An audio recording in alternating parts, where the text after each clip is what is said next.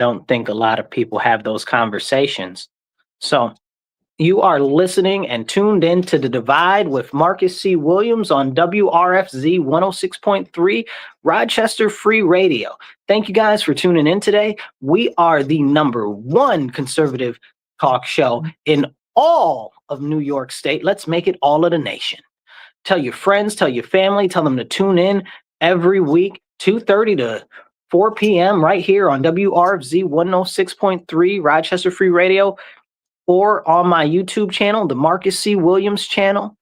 You will find us, and we are having the conversations in your ear that you need to hear. Conversations that we have here might not be anywhere, so take 2 seconds, and if you're watching us online, share this out, get this out so more people can take part in this conversation. So, as we have this conversation today, it's all about encouraging people to get out and vote, right? People have to vote, because if you don't vote, I don't know who's going to vote, but if they're not you, they're probably not necessarily going to vote for what you believe or what you want. And I know some people are like, oh, well, my vote doesn't matter, or whatever the case is. That's bogus. Don't let anybody get into your brain and tell you that your vote doesn't matter. Your vote does matter. I know somebody who lost a campaign a couple of years ago off of like 36, I think it was 32 or 36 votes.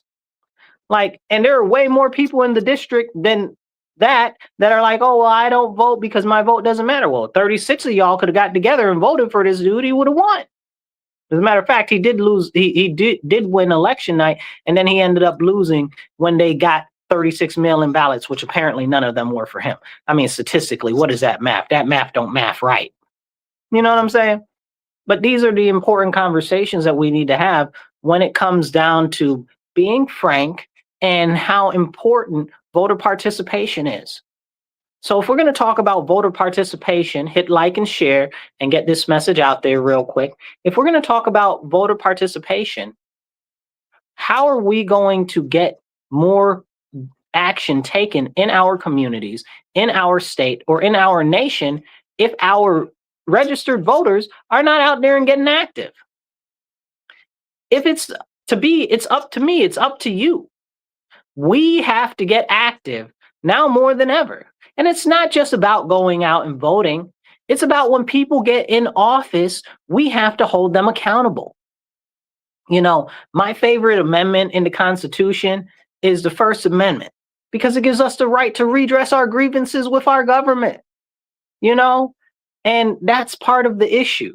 Too many people are like, oh, well, I'll go vote, and then they don't hold their elected officials accountable. I just came earlier from a press conference that was being done at the Waterhaven, or I don't even remember what the name is of this place anymore. But it used to be Sherwin's Nursing Home. And we were out there doing a press conference because of all of the crazy, squalorly conditions that the elders are going through, the ridiculous overworking of the staff, and all types of other stuff. Now, 3 years ago, we had a assembly person, Harry Bronson. Now, remember, those seats are every 2 years. But we had an assembly person, Harry Bronson, who said something about that 3 years ago. So not only was it in a previous time you were in office, you got reelected since then, and it's still the same, and nothing has changed. So the question is where is the accountability? Where is the accountability at all? So there's no accountability for these elected officials. They say that they speak for us. They say that they're going to speak up for us, and then they're in office and nothing happens. He's been in office way longer than that. I don't know how long he's been in office, like 20 years, something like that, maybe. I don't know. The seat has 2-year terms. But anyway, he's been in there a long time. And this issue at this nursing home has been there for more than 20 years. So, I mean, what are you doing? What are you doing? 3 years, and it's still a problem since you spoke on it. Like, what are you doing? And this is what I try to tell people. You must hold these elected officials accountable when they get in office or when they are in office. It is not just on election day. Don't let somebody play in your face and say, oh, well, the time to hold somebody electable is at the polling place. It is, but it's also when they're in office. That's why the First Amendment says redress your grievances with your government. That is a protected right. That is a God-given right. And if you're not exercising it, nobody else is going to fight for you. Hello? Are y'all listening? Let me tap on this mic and make sure that it's getting out there to the people, because I need y'all to wake up. And these are the important conversations we need to have. If you're watching us online, hit the like button, hit the heart button. In the comments right now, take 2 seconds and drop an American flag. Help the algorithm get it out to more people. Take 2 seconds right now if you're watching us online and drop the American flag. You are here listening to The Divide with Marcus C. Williams on WRFZ 106.3 Rochester Free Radio. As we get into this serious conversation about accountability for our elected officials, we have to look at it very clearly and plain on its face. You have a local person, and then you probably have a mayor or a supervisor, depending on where you live and how densely your population is. So you usually have some sort of town council, city council, maybe you don't, maybe you live really rural and it's just a county ledge and a county executive or something like that. Okay, but those are your local closest people to you. Then it goes up to the state level, to the state reps, and usually each state has a state house of some kind. And whether they call them a house rep or whether they call them, where I am, an assembly person, okay, those are your areas. Okay, in New York State, each state assembly person covers about 130,000 people. Then you go up to the state senate. I'm not sure what the total number is that the state senate covers.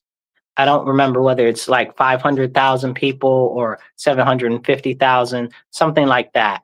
So, but you get a state rep, and then that's your state senator. Okay. So those are the people that impact you the most. You know, everybody gets really distracted with the federal level, okay, which is Congress. And you got the House of Representatives, and then you got the Senate on the U.S. Federal Senate also. Okay. Both of those are important seats. Both of those have a lot of importance when it comes to federal fund allocation and federal laws. But where most of us are impacted and done dirty and have issues with our everyday problems, that's our local stuff. That's either local or state. So we have to be very attentive to what's going on where we live. Okay? Because if not us, if we're not attentive, nobody else is going to be. So I encourage you guys, get active, get involved, hold these people accountable. Don't let them just spit nonsense in your ear and just drip it and tell it like you want to hear it. You know, what do they say? Don't let them pour sugar in your ear. You know, don't let them do that. Don't let them do that and then get into office or already be in office and never address your issues. Now, I do recognize, and we go through this on the show all the time, what the different levels of government do and what the different representatives do, because that's part of civics education. And I teach civics education. I believe it's very important. And because it's been lost in our school system and our education system on any type of a legitimate scale in most states, that we don't have an informed electorate. Those are the people that can vote. And because we don't have an informed electorate, we get a whole bunch of crappy decisions that are made all the time, and people that don't know how the government works. And it's all intentional, because who's in control of the schools? The government is in control of the schools. Listen, you guys, the government is not your friend. The government is nothing more than a bodiless, mindless behemoth that completely functions on one thing: consume and take, consume and take. That is why we have the Bill of Rights. That is why we have the elections set up the way that we do, because we are supposed to rein in the government. Okay. Maybe I'm an anti-federalist. Okay. Maybe I'm not a big government person. Maybe I want more states' rights. Maybe I want you to have more individual freedoms. All of those things are true. But the fact of the matter is, you as an individual are an individual sovereign, you should be able to chart your own destiny.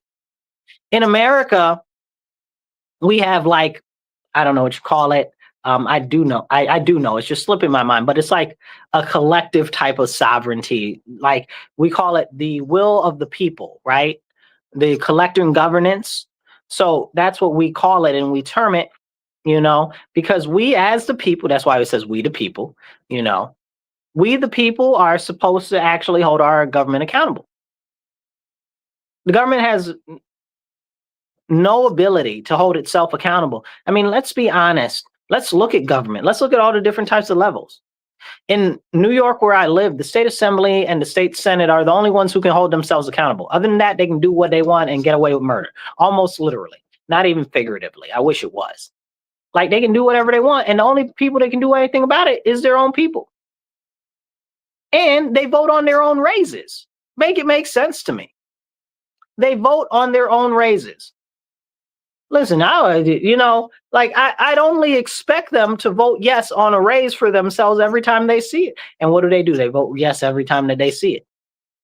Did they bring it to the people and workshop it with the people? Was it a proposition on the ballot? No.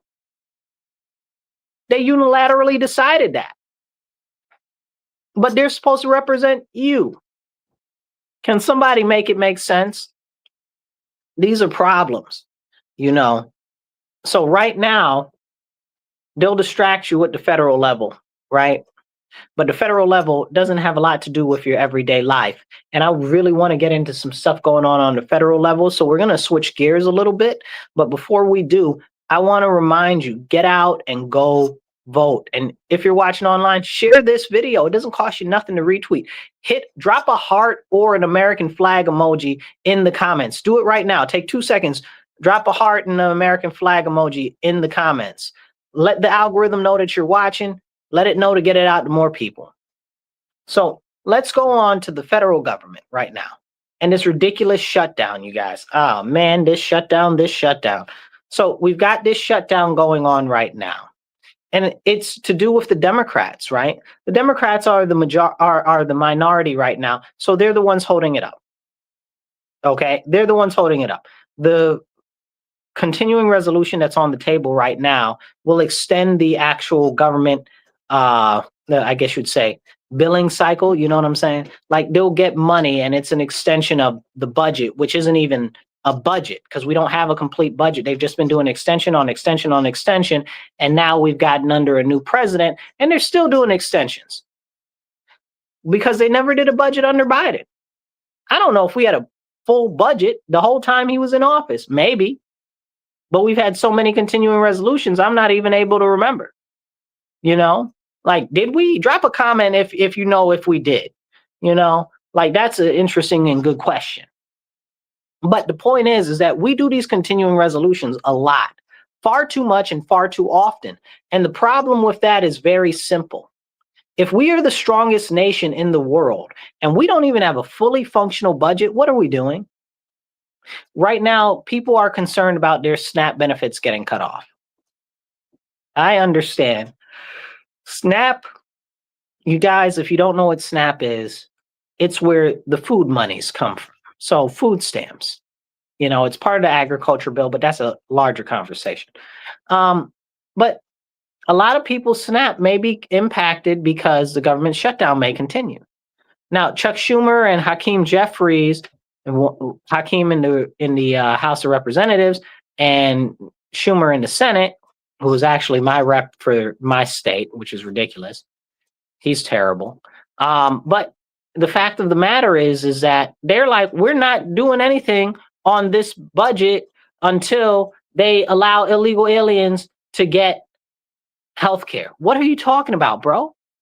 Now, let's have a real conversation, and I'm going to get real close to the mic because I think that this is important. Let's be real serious for a moment. What we are facing right now with this government shutdown is completely on the heads of the Democrats because the continuing resolution was a clean CR. And if you guys know, I'm not a fan of CRs. I'm not a fan of continuing resolutions. I want a whole actual budget for our nation.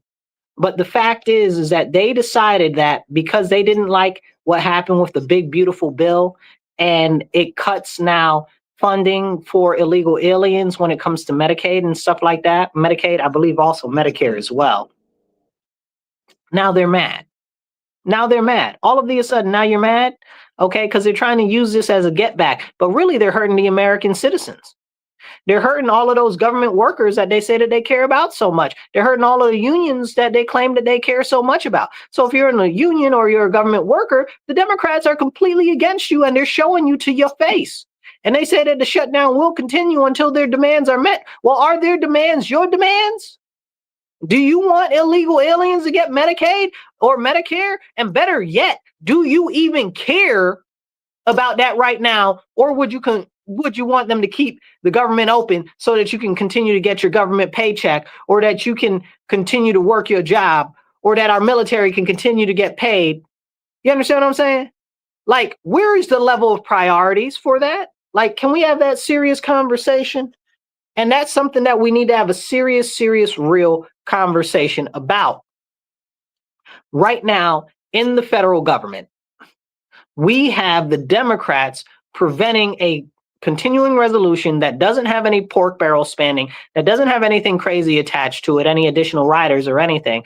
They're trying to hold that up so government workers stay out of work because they're mad about something that happened with a big, beautiful bill months ago. Now they'll tell you, oh, well, what's happening is that they're making it so the Medicaid is getting attacked by the Republicans. First of all, no, that's not what's happening. That's already, if you want to say, has been determined what's going to happen with it in the big, beautiful bill. And they added some work requirements and they kicked illegal aliens off of it. And now you're mad that illegal aliens aren't being used to funnel the money around in the system, which you're getting kickbacks from all of these big medical providers and big pharma, right? Like, didn't the Democrats supposed to used to be against big pharma and big medicine and stuff like that, right? They used to be. What happened? Now they're all collaborators and cooperators with them. They're all in their pocket more than most of the government is in the pocket of AIPAC. Let's be real and let's be honest right now. Can we have a serious conversation? No. The medical lobby is one of the biggest lobbies in the nation. Do you know that the government cannot negotiate pricing for the majority of the services that are paid? Like, can we have that conversation? Do you know that we have the, what is it? Is it Medicaid or is it Medicare? I believe it's Medicare if I'm switching the words around. Don't hold me to that. But it's the reimbursement act that they have, the coupon act that they have, where essentially it encourages the people that provide the drugs and services and stuff like that to jack up the price really, really high. And then the government will subsidize the price and it'll give it to less to the people. But the government has to pay that money back to the company, and the company has to pay that money back to the government. But the money never really gets to the government. But the money isn't really getting to the government because it's more like a rebate. So the government never gets the money, but the people that keep the money the whole time are the medical providers. Like, can we have the people, the pharmacology people, okay, the people that are doing the surgeries and stuff like that, building the machines and stuff like that, and all of this stuff. Like, those are the people with the money.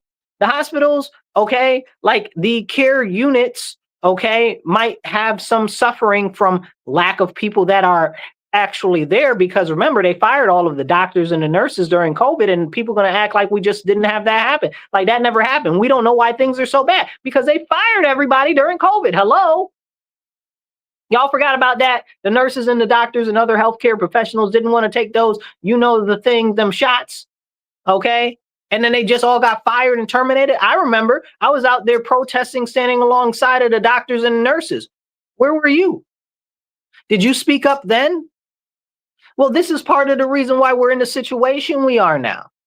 Because ever since the Affordable Health Care Act has been put in place, the Democrats have continually done everything purposefully to disservice us. You know who's heavily invested in a lot of these medical companies and a lot of these pharmacology companies? Guess who? The Democrats, the same people who pushed for this affordable health care, not to mention the lobbyists. Hello? They got their cousins and daughters and nieces and nephews all working in these large corporations that make medical gear and that make all types of medicine and pills and stuff like that, RX drugs. Like, can we not have that conversation? People out here sitting on boards and stuff like that, getting all these kickbacks. Can we not have that conversation? And then people wonder why everything is so topsy-turvy and crazy all around. It's crazy all around because the medical industrial complex is one of the largest saboteurs of the American public. And the Affordable Care Act, okay, has always been put in intentionally incorrectly to disservice the community and disservice our people. Let's be honest. You know, they're like, oh, all of the subsidies are going away and it's because of the Republicans. No, it's not. The Democrats are the ones who set the expiration date. They knew what they were doing. They set the expiration date purposefully so that they could have a case to possibly shut down the government if it was under a Republican administration, because the Republicans wouldn't go for that, because all of that money is getting pumped right back into the medical industrial complex, which is poisoning and killing off our society and our people, because it is much better for them to keep you sick because they can make more money off of you than it is for them to actually heal you. Hello? Can we have a real conversation? Please, let's have a real conversation. Drop a comment, drop a thumbs up, drop a heart, hit a like button, drop an American flag and a heart in the comments. Let the algorithm know that you're out there. I see you guys watching. It's more people watching than I see likes and hearts on the page. Drop those real quick in the comments. And if you want to be part of the conversation, drop a comment and I'll pop it up on screen. So, as we go along this conversation about the medical industrial complex, understand all of this has been sabotaged by the Democrats in Congress. You know, all of it has been done intentionally. They're like, oh, it's the Republicans, it's the Republicans. Wait a second, pause. Okay, let's see. Let's examine this concept. It was the Republicans. Okay, who put the end date for the subsidies into the bill? Oh, that was the Democrats. Okay, so therefore, it is your fault for not doing that the first time and either making those subsidies permanent or giving them some sort of a tiered, what do you call it? A tiered, not roll back, but it's a word when it starts to go down a little bit, but it doesn't matter. But what's happening right now is we're seeing it as a complete and full stop of a lot of the subsidies. Who's mad over those subsidies being cut? They'll say, oh, well, it's going to cause medical prices to go up. Okay, maybe. But I'm still young enough to remember when people were talking about the fact that we didn't have that. You know, like Obama wasn't president forever ago. Like that just happened. The Affordable Healthcare Act just passed not too many years ago. You know, like in my lifetime. Like, but they don't have anything structured for single payer. And why is single payer not make any sense? Why do all of these things not make any sense? Why is even government medical not making any sense anymore? And it's very simple when you start asking the right questions. It doesn't make any sense because not the military industrial complex, but the medical industrial complex, which for me is even worse than the military industrial complex, because they're purposefully poisoning the people to keep them sick, but they're making it so that they can make money hand over fist off the people. It's hand over hand over hand over fist. Like, what is going on? And what's happening? It's you trying to stand up and push back, and they're just covering you up like nothing ever happened. You know, just wipe it away like nothing happened. Wipe it away like people aren't complaining about the cost of medical insurance. Wait, you mean people are complaining about the cost of medical insurance? But I thought it was supposed to be the Affordable Health Care Act. Why does the prices keep going up so high? Can we have that conversation? Nobody ever wants to have that conversation, because who do you blame that on? Do you blame it on Democrats? Do you blame it on Republicans? Or do you actually hold the medical people accountable for what's going on? And I'm not talking about like the doctors, or which is a whole separate conversation, right? like the drugs that they're incentivized to push, like how in New York State, people were getting money and kickbacks for pushing those shots on people, but we can't talk about that, right? Can't talk about that. So these are the important conversations we need to have. Drop a comment, hit the like button, hit the share, get this message out there, and let's have a more comprehensive conversation. So as we talk about this, and we start to ask the serious questions like, well, okay, if this is what's going on right now with healthcare and healthcare is no longer affordable, why is that? Why does it keep going up and up and up and up? And why does the government need to fight for more subsidies to subsidize these large mega corporations? You understand what I'm saying? You're talking about, what do you call it? Is it Aetna? What's the other one? United Health. The other one, Blue Cross Blue Shield. All of these medical companies, they're billions and billions of dollars. You know, people got all happy when they killed the United Health CEO. Was it United Health? I believe it was United Health. If it wasn't United Health, drop it in the comments. But when that guy, they said Luigi killed him. I don't think Luigi killed him. That's a whole separate conversation. I think we did an episode on that before.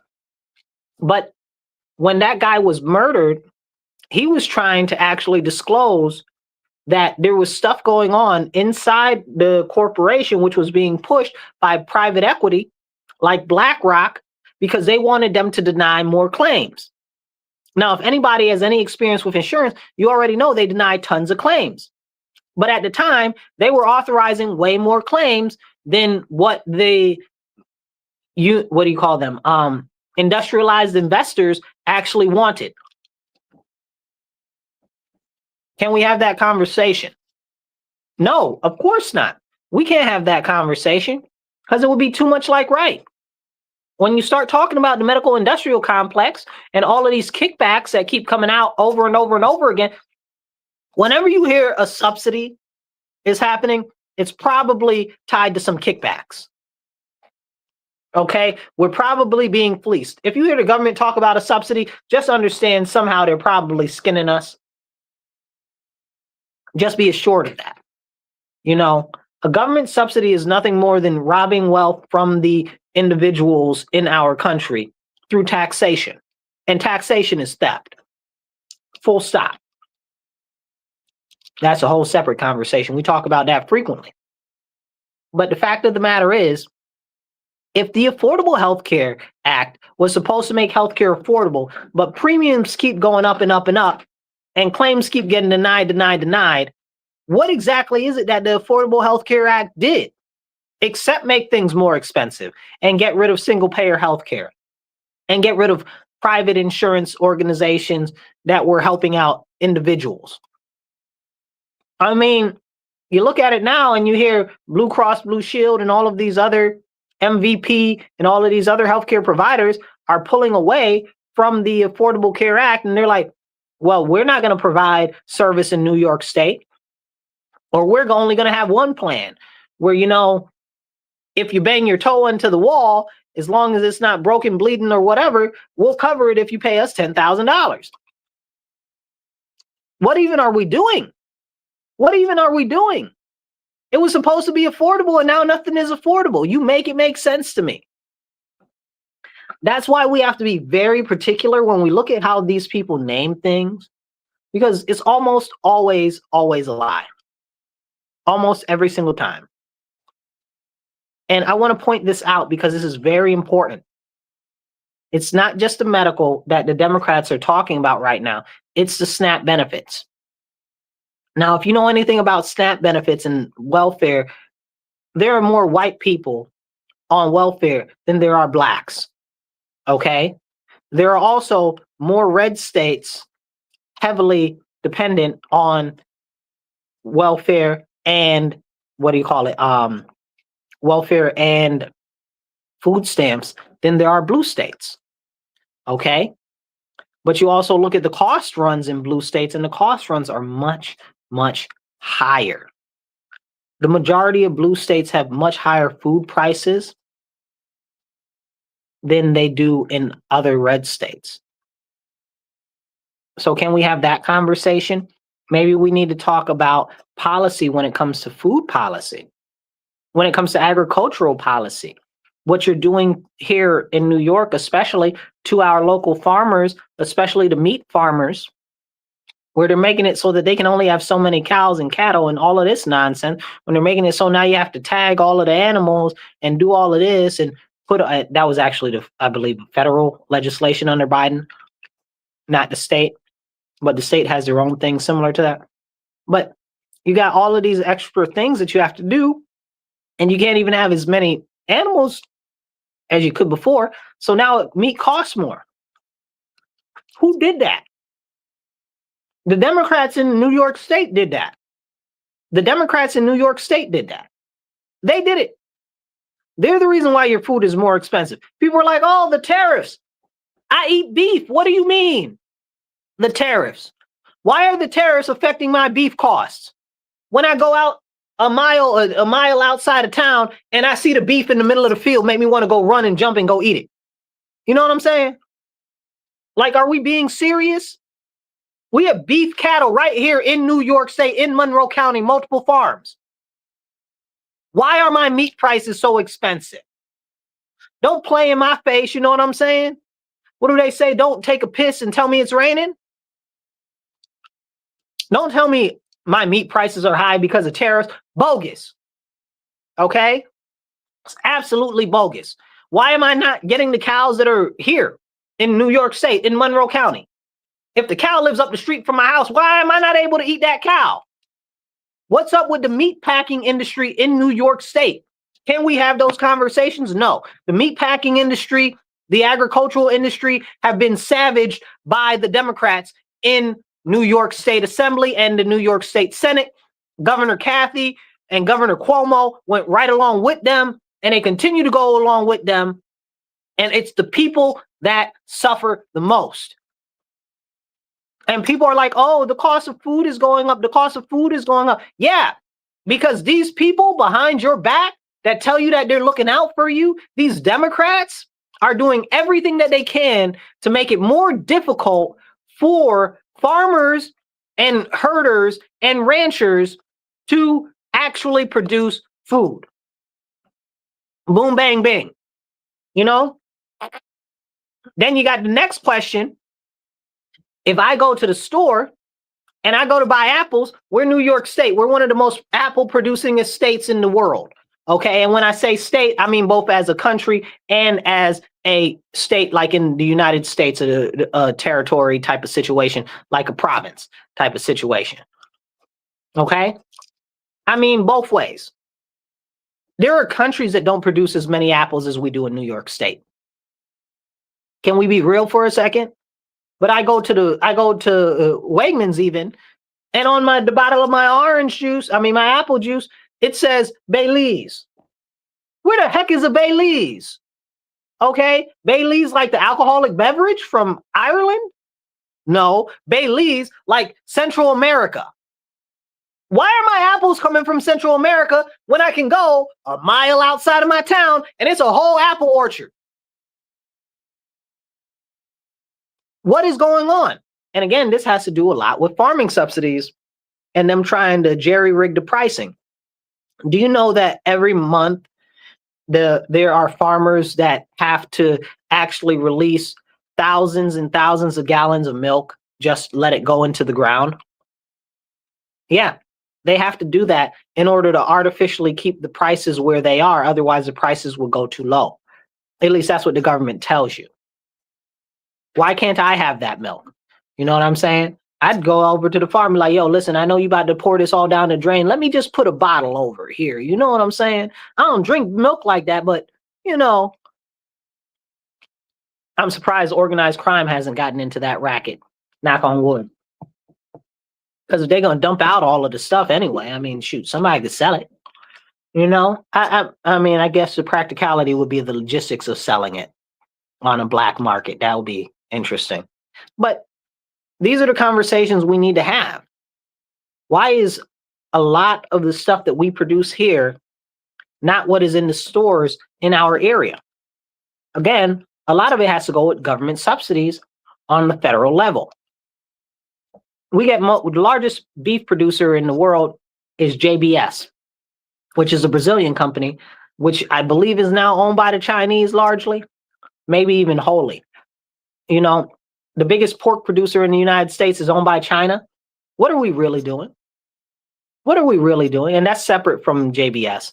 It's just another, what is it, Westfield or something Field is the name of the largest uh, pork provider. If you know what it is, drop it in the comments.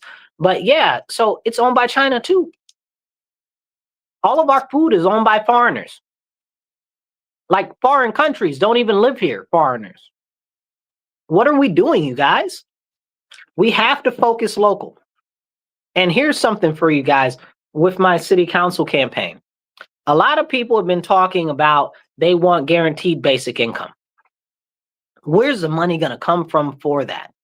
Right? Like if we're going to do a project that we're saying is going to actually make people's lives better and save them some money, where's the money going to come from to do that? Taxes are already high. You can't do that. I mean, you could, but it's going to cost us more money. They're going to have to raise the taxes. So here's one of my solutions that's not just practical, it's also tangible, and it's also fiscally responsible. One of my simple solutions is this. We need to create a trust type of situation, like a financial trust, and the city can bulk buy local beef and possibly even chickens in Monroe County. And the city can bulk buy them, and that way we can get it a lot cheaper, and we can save the average family somewhere between $5,000 to $1,000 and maybe even $2,000 a year in food costs if we just do beef. Okay? Like this is a real solution. I'm gonna say it again because it warrants saying again. Food costs a lot of money. You go to the supermarket, the bills are outrageous. We can actually lower the cost of food, especially meat, particularly beef and poultry, right here in our city by using collective buying power. We've got all this money for all of these homeless projects. We got all this money talking about we're going to use it for basic income. And we got all this money saying all of these things. Instead of doing things that are practical, here is a practical solution. Let's use the power of the money that we have to actually buy in bulk beef. And here's how that will work. The government doesn't even have to, the city council doesn't even have to pay for it, or we can put money towards it and then get the money back. You understand? So what we do is we put together a project, we open up a trust, and people can put money into the trust. Okay? They can put money into the trust for the food. Okay? And you put X amount of money, it's like values in shares, right? So X amount of money equals X values of shares. Okay, X pounds of meat, or however you want to work it out. We can work out the logistics of it, right? But it's the collective buying power of that trust that can lower the prices, because now you can buy, instead of you buying, going to Wegmans every couple of months and buying a little bit, the city can buy whole meat, whole cows, whole herds, okay? And then everybody can come pick it up, like a farmer's market. You understand? I like to go to the farmer's market, and they got these beef herders there. And I love getting their meat and stuff like that, pause. But I like to go out there, and they're like, yeah, this is how much it costs. This is what it is. You can buy it right from us. Well, I'd rather do that than to go to the supermarket or whatever. It's more for me about, I know these, I can see the farmers. I know they're the ones that are making it. I can talk to them, whatever. And I know that the source is local. And that's the most important part, that the source is local. So if we put together this, I guess maybe we'll call it a meat trust, right? We can use the collective buying power of all our citizens that would like to participate in this meat trust to actually get lower prices on the meat. Because when you buy in bulk, you can get lower prices. Okay, and there's a couple of different ways we can do this. We can offer it out as like trust shares in the trust, okay? Or we can get people to sign up for the trust and say, okay, here's what we're going to want, and here's how much we want to get, and here's the amount that we have willing to put to the side to actually purchase it. Okay, and then that money can be used to go out and buy the meat. Let's say we do it once a year, right? Like some people, some families, you guys have deep freezers, and you might buy a half a cow, right? Or you might buy a quarter pig, right? So I see people that do this often, and then they eat that for like 3, 6, 12 months or whatever. And I have friends that are hunters and similar stuff, So you might be eating the venison all the way till next Thanksgiving. Probably not, because venison is delicious, but you know what I'm saying. So with that being said, it's that type of idea that is not only practicable, it's implementable. We can really do that. We can really lower the prices for meat, which is one of the most expensive items that is a necessity to us as a city, as a populace, every single day. Why are we not talking about that? And it helps the local economy. It helps stimulate local farms and keep them in business and keep them going. We can even do the same thing for milk. I'm not a big milk fan, but we could do the same thing for milk. Now, I don't know how we would get into the vegetable situation, because that's way more complicated and that's way more diverse. I'd like to stay out of that. But we could really do beef and poultry. We can definitely do beef and poultry, and we can do a trust for the city to do that. But that's too much like real sense, because they want things like guaranteed basic income, which doesn't even go to everybody, which is supposed to be universal basic income, but we can't talk about that, right? Drop a like button, hit the like button, hit the share. I see more people watching than have liked. And in the comments, take 2 seconds, drop an American flag emoji so you can let the algorithm know that you're watching and that you like the content, okay? So these are the important conversations that we need to have. What are real solutions that are actually implementable? And this meat trust is one of them. And all of this collectivism and stuff like that, when it comes to socialism and communism and stuff like that, is all the rage right now, except practical collectivism, as in practical collective investing, is not happening. It's not being promoted. It's not being promoted, because what we need to do is we need to be focusing our buying power as citizens, and our government doesn't even have that on its radar. It's like, oh, well, we're just going to charge you more taxes so we can give you back more money that we stole from you anyway. What? Don't give the money back. Just don't steal it to begin with. Why are you taking our money to begin with? Right? Like, how is that not part of the conversation? So all of the things that I'm proposing are going to lessen the impact on our actual citizens and improve the quality of life. Like, are you kidding me? Bulk meat buying for the whole city?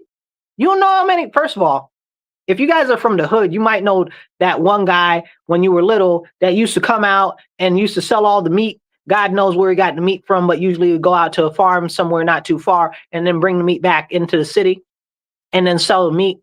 Okay, they don't do that so much nowadays, but they used to do that a long time ago. I guess not even that long ago. I'm not that old. I don't know why I said it like that. But that's something that would be done.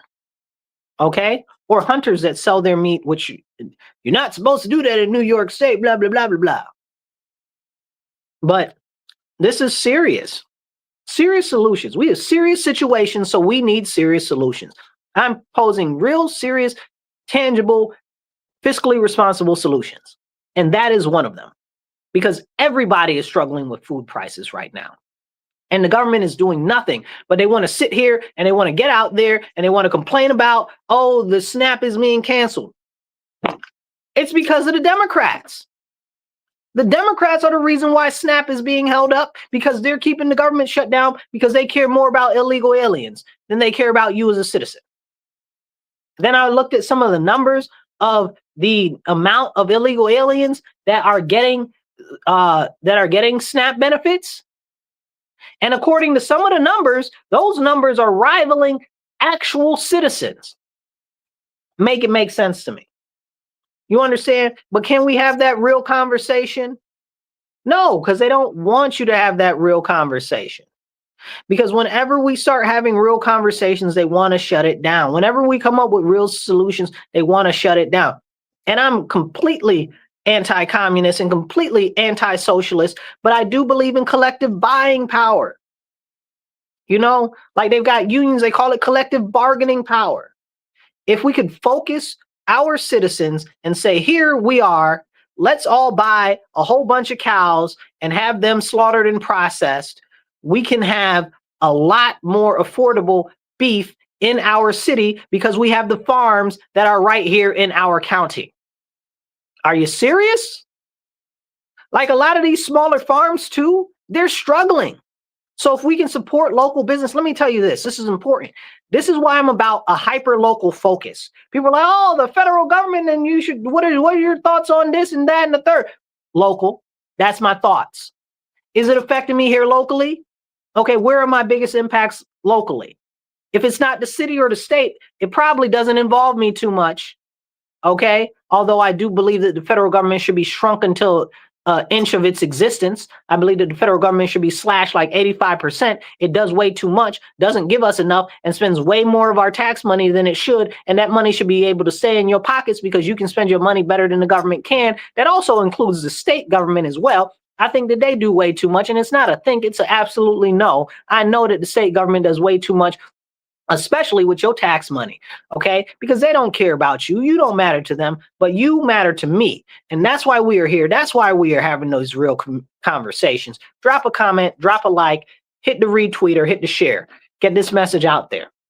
So now this is one real solution. Another solution, that another thing that you hear them talk about is the housing. Oh, the housing is expensive. It's hurting people. Well, what are you doing? What are you doing? I'm not seeing any real solutions. Then they got Mondani in New York City. I know this isn't where I live, but this is stupid stuff that they say here too. Talking about, oh, we're going to do a rent freeze. You're going to do a rent freeze? Why are we not? The focus should be getting people into home ownership. Are you serious? Why is that not the focus? Why is that not the focus? Why are we not promoting a rent-to-own program? Hello. Where's the city of Rochester's rent-to-own program? It doesn't exist. Well, it kind of does. They got the, what do you call that? The build-to-block thing that the mayor did. But that's a whole kerfuffle unto itself. But that, again, it goes to show you, again, this is really a city council problem, less of the mayor. At least the mayor tried to act like he was looking to do something, even though all of those houses cost $1 bazillion. You know, those houses cost like $250,000 to $500,000 to build. You understand what I'm saying? Way more expensive than it's worth. Not 250, excuse me. 500. Most of them are like $500,000. Some of them that are developments are like 250 to 350 in per little unit, not even houses. So that's a whole separate conversation. Like, we're not being real. Then they're talking about they're going to redo the Cadillac Hotel, and I believe it's something like $500,000 a unit it's going to cost them. The Cadillac Hotel, and they're going to put artists in there? Like, are we really focusing on what needs to be done in our city? Like, that sounds crazy to me. Why do artists need discount apartments? Who is an artist? Go get a real job. And I'm not saying go get a real job like being an artist isn't a real job, but being an artist is not a real job unless it's a real job. And then you're getting paid a ton of money for it. Like the whole concept, everybody knows the starving artist concept, because you need to go get a real job, you know? And it's not saying that an artist shouldn't be able to do art, but not everybody is a good enough artist. Definitely not enough to fill up a whole building with artists. Are you stupid? Who's stupid? If the artists were that good, they'd be able to get, somebody to commission their work or a patron. Hello? Like, is this thing on tap? Like, where is the sense in this? This is our money. Like, how are they spending it on that when we need to be getting people into home ownership? When we got more rentals in this city than we've ever had in life, when they keep turning more and more properties into rentals, but we can't have those serious conversations. Why isn't the city working, again, with collective bargaining power, collective funding power? Why isn't the city putting together a program. Here's another solution that I'm putting out there.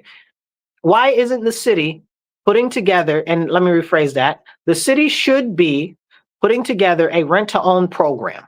All of this money that is coming from the state should be worked into a program that allows people to get into this pool of money that is enabling them to rent to own or to flat out buy a house. Because what they're spending in subsidies for a lot of these affordable housing places is about $500,000 a unit. That's not a joke. And we're talking one-bedroom apartments. We're talking studio apartments. If you look at all of the stuff that's being constructed, it's not family friendly. Most of the stuff is not family friendly. It's all one bedrooms. It's all studios. Like, who's supposed to have a family and live in that? But if you want a family, it's expensive to get a house. So why aren't we focusing on that? And we can, you guys, we can. A real solution like that would be working with our state representatives to promote a rent-to-own program. Okay, where instead of funding all of these $500,000 for one-bedroom units, $500,000 can buy you at least 2 good houses in my city. At least 2 good, and I mean good. You know what I'm saying? Like, you can get a nice house for like $150, a nice house, but you can get a real good house for like 200,000. Like, I mean, something real serious. So if we're spending that much money out of our taxpayer money anyway, why can't that be put in a fund so that people can rent to own where they're already living? Hello, am I making sense to y'all? Let me know in the comments. Drop a comment. Tell me I'm making some sense. Okay, because I guarantee you it makes dollars. And right now what they're doing, it doesn't make any sense. So it definitely isn't making any dollars. But what's happening is that money is being used to be funneled to all of these different companies so that they make more money while the people suffer and are put essentially into these little ticky-tacky boxes that they'll never be able to get out of. That's what they're doing. You know, they say that welfare is dependency and stuff like that. What do you think that low-cost housing is, or affordable housing, which is all ridiculous because all of those words are lies. It's all income-based. And then they're making you give the majority of your income for your rent. If you got to pay like 40 to 50% of your rent is, 40 to 50% of the money that you make is your rent, how do you have any money to live? How do you have any money to live? Like, that's ridiculous. Even 30 to 35% on your housing is expensive because you still got insurance, you still got car payments, you got school, you got food, you got, Lord knows, all the credit card debt and loan debt that Americans have right now, especially in New York State. New York State is one of the highest overcapitalized. Is that, am I saying that right? No. Highest in debt and defaulted states in the country as far as their individual people are. But can we have that serious conversation? Then people's credit scores are tore up, largely because they didn't know what credit scores were when they were little and growing up. So why aren't we figuring out a way to work around that for them? There are many people that are out there that are working homeless right now that are actually in hotels and stuff like that because they're not able to get a home or to rent a place because their credit scores aren't strong enough. I was talking to a guy the other day when I was out campaigning. The guy's telling me, he's like, man, listen, I work a full-time job, and because of my credit score, I can't get a house. He said, I work 40 hours a week. He's like, I'm spending all of this money. I forget how much they're charging him at the hotel that he's staying at, but it's expensive. It's like, it was like $200-300 a night or something like that. Like not a night, but like over a couple of days and stuff like that. I forget exactly what he was saying. I don't want to state what he said, but it was expensive. I know I was taken aback because of how exactly expensive it was. And I'm like, well, that doesn't sound right. Well, but again, it's because credit scores, you know? So, but a lot of people, especially urbanites, didn't know what credit scores were. A lot of y'all out there listening right now, you might have had the electric or the gas in your name growing up. You might have had your parents had a credit card in your name growing up. You might still have that T-Mobile bill in your name on your credit report, messing up your credit, and you never had T-Mobile yourself. Some of y'all know what I'm talking about. So, but these are the conversations that we need to be having that are not being had. Then people like city council got the audacity to talk about, oh, well, we need to talk about what's going on with the homelessness. Y'all put tens of millions of dollars to homelessness every year, and every year there are more homeless people. Clearly, either the money isn't being spent wisely, or the things that you're funding are being ineffectual, or the money's getting stolen. It's only one of the three. Okay, because whatever you're doing, it's not working, and that's our taxpayer money, and you keep throwing it out there. And here I am offering a whole solution, a rent to own program, okay, for people that have been in their apartments or been in their homes for an extended period of time. And we can work that out, because when we have that as a guideline, we can actually start a conversation of how that might look functionally. You know what I'm saying? But these people don't want real solutions. I want to present real solutions that are tangible, fiscally responsible, and implementable. It's real simple. That's what our government is supposed to be about. Okay? But right now they're not. And they're willing to do whatever they can to make it more difficult and more expensive on you, while they make you more dependent on them. Because it's all about dependency. The government wants you to be dependent on the government. Because imagine and perish the thought that you could live independently of the government and actually not have to be bothered by them. You know, this is serious. And we need to have these conversations. So hit the like button, hit the share button. It don't cost you nothing. I see more people watching than are liking. Okay, so hit the like, drop an American flag in the comments, help the comments get out to more people by clicking American flag, and that kicks the algorithm. Okay, so we're having important real conversations with real solutions.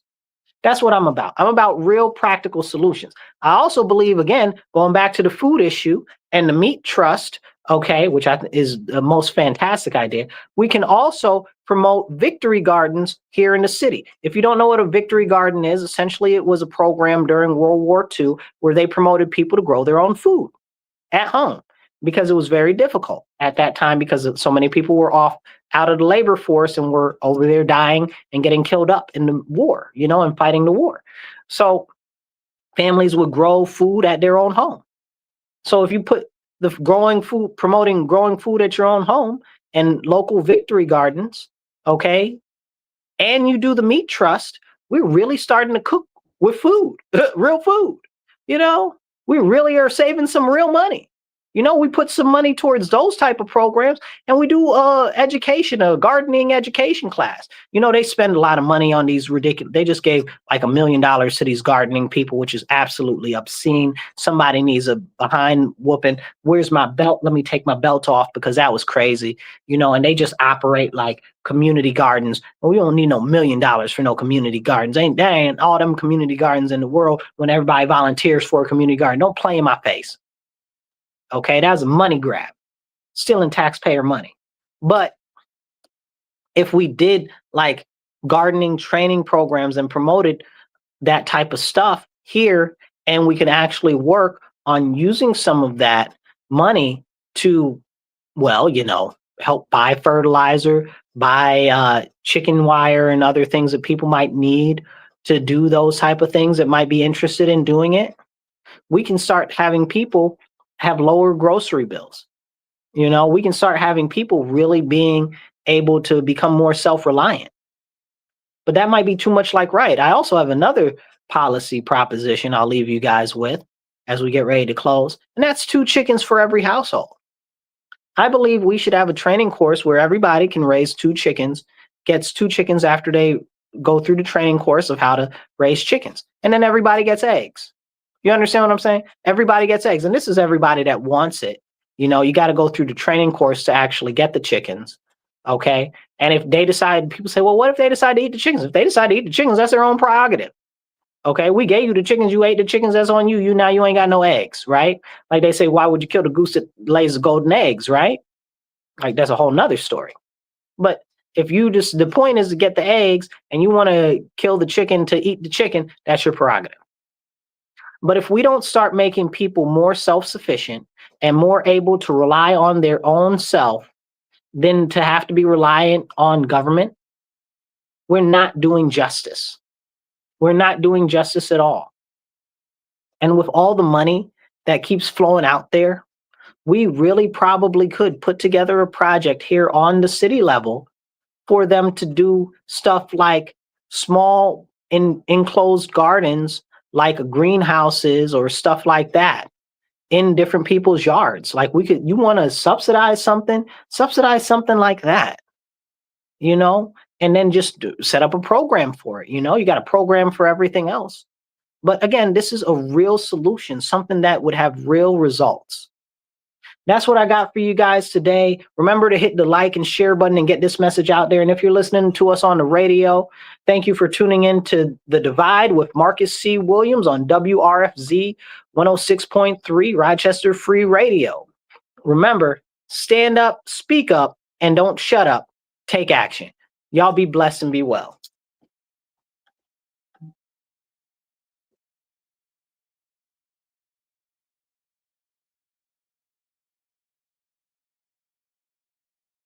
All right, you guys. So we're about to get out here, but here's my pitch to you. Get active locally wherever you are. I see my tie is kind of off now. Somebody could have said something in the comments. But get active locally where you are, okay? Because if we want to see a change, we have to be the change. Nobody's going to make a change except for us. If we see stuff isn't right, we have to be the ones to do something about it. So I encourage you guys, okay? Get active. Maybe it's not running for office. Maybe it's just helping a local candidate. Maybe it's just going to some school board meetings and speaking up, or going to city council and start participating there. Or maybe your planning board or fire district or whatever. But we have to have more citizens get involved, because until we get more involved, we're not going to see the change that we want. Okay? You guys, I love you all. Thank you for tuning in. Share this out with all your friends. Okay. And you can always share the link if you're watching online. And if you're on Facebook, I know after a while the streams go away, but you can go to my website, not my website, but my YouTube channel, the Marcus C. Williams channel, and you can actually get all of the videos there. They're all in one podcast area, The Divide with Marcus C. Williams. Okay. And they're all in one playlist. So you can see all of the episodes. But these are real solutions I presented you guys today. So I encourage you to take them into account. I encourage you, if you guys want to donate to the show, there's all the donation links around. You can donate on Cash App, $MW Real, the number 1, or you can do Venmo, which is at Marcus C. Williams. We also have Give, Send, Go as well. So I'll catch you guys later. Remember, stand up, speak up, and don't shut up. Take action. Have hope. Go vote. Catch y'all later.